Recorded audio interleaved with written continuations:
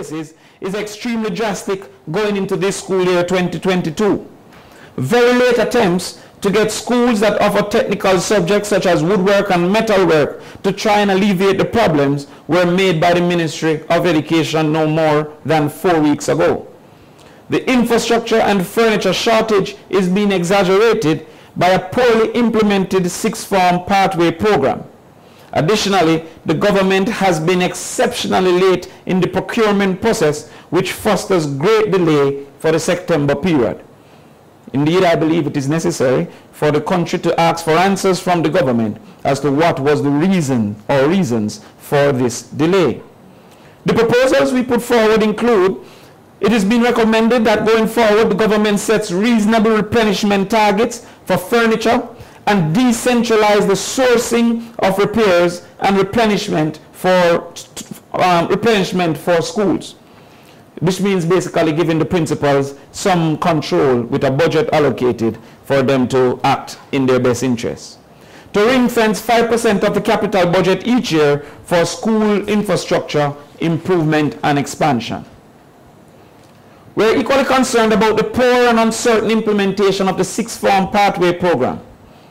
Many principals are still in limbo about the requirements, obligations, and responsibilities they hold as it pertains to the sixth form pathway program that is being recommended. This program is basically saying each secondary school student should have a 7-year experience within school.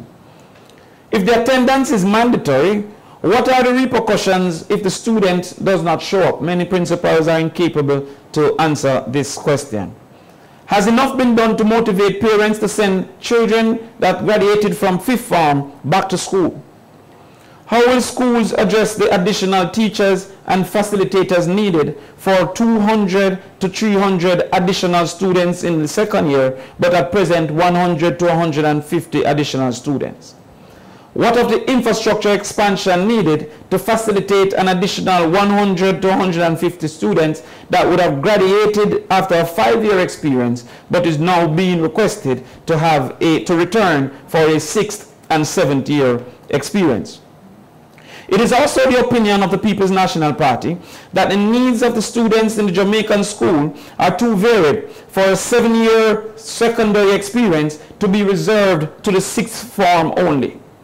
Instead, we encourage the Ministry of Education to engage the Jamaica Teachers Association and the school leadership to negotiate a more impactful 7-year experience that will consider the specific needs of each child and indeed each school.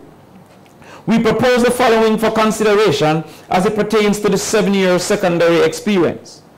1, 4 possible pathways dependent on the circumstance of the school and the circumstance of the child.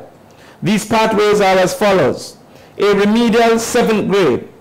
This is for students who are not at the literacy and numeracy levels required for secondary school curriculum. They will do year 1 focused on correcting this malady and then do 7th grade curriculum the following year. B or 2, recovery 10th grade. This is for students who have lost their way and has seen a dip in performance between 7th and 10th grade. These students would need greater guidance intervention as their abilities are assumed to be greater than their performance. 3, a vocational 11th grade. This is for students who prefer vocational careers with vocational qualifications, as TVET being the target for maybe a level 4 heart certification. 4 and final, the academic 6th form, which is the traditional 6th form that exists. A more fulsome conversation will be had on this subject matter at a later date. Finally, inadequate funding of the education system.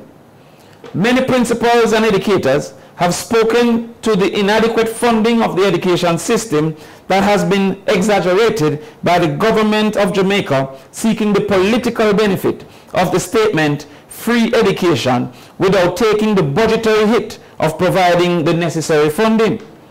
Currently, the government grants schools $10,500 per year for primary school per student and $17,000 per student per year at the secondary level.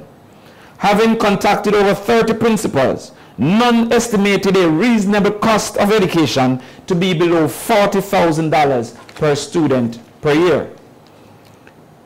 The government therefore must immediately communicate with the public the basis of their calculation to arrive at numbers of $10,500 and $17,000 per child at the primary and secondary levels respectively, as sufficient for a satisfactory standard of education.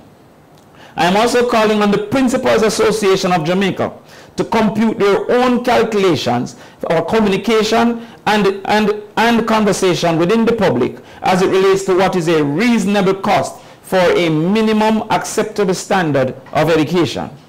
To facilitate the principal's efforts, I have garnered the commitment of a team of accountants and economists that will meet with the principals if they are so willing to lend their expertise to the process.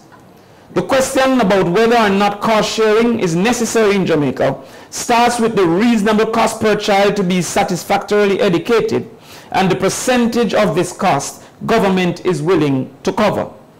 Again, I suggest that the government can't seek to have the political benefit of saying school fees not mandatory or free education, joint with the political benefit of no new taxes, however, not offering the necessary funding for important aspects of the society, such as education. We are concerned about what seems to be, or what can be best described as nonchalance in dealing with the education system already underperforming before COVID-19 pandemic and dissipated by the decisions of government during the pandemic. It is our belief, unfortunately, with no intention of disrespect, that the ministry needs greater energy and creativity at this moment in time. Thank you very much. Now, ladies and gentlemen of the media, you're invited to pose your questions